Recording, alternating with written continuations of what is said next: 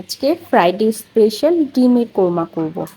তবে শুধু ডিমের কোরমাই না, সাথে কিন্তু বেগুন ভাজিও করব।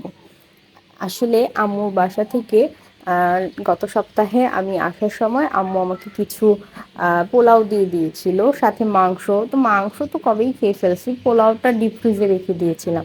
এখন চিন্তা করলাম যে পোলাওটা দিয়ে আজকে বের করলে কি দিয়ে খাওয়া যায়। তো হঠাৎ মনে পড়লো আমার খুব পছন্দ ডিমের কোরমা।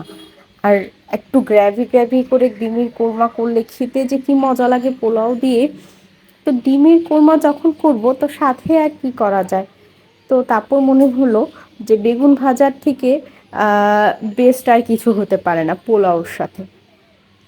তো যেই ভাবা সেই কাজ, আজকে ডিমের কোরমা আর বেগুন ভাজি করেছি। তো ডিমের কোরমা করব জন্য প্রথমেই আমি ডিমগুলাকে সিদ্ধ করে নিয়েছি। আর এই যে আমার বেগুন কিন্তু ভাজা শেষ।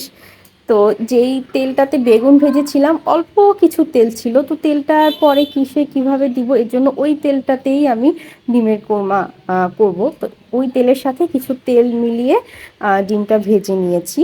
তারপরে আমি পেঁয়াজ ব্লেন্ডার করে নিয়েছিলাম, সেই পেঁয়াজ ব্লেন্ডারটা দিয়ে দিয়েছি।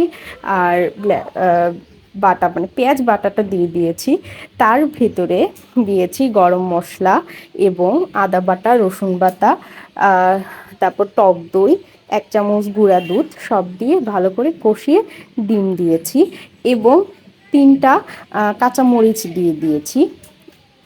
তো এর সাথে আমি কিন্তু একটু গুঁড়া মরিচও দিয়েছি, গুঁড়া মরিচ, তারপর হচ্ছে ধনিয়া গুঁড়া, জিরা গুঁড়া সব কিছু দিয়েছি।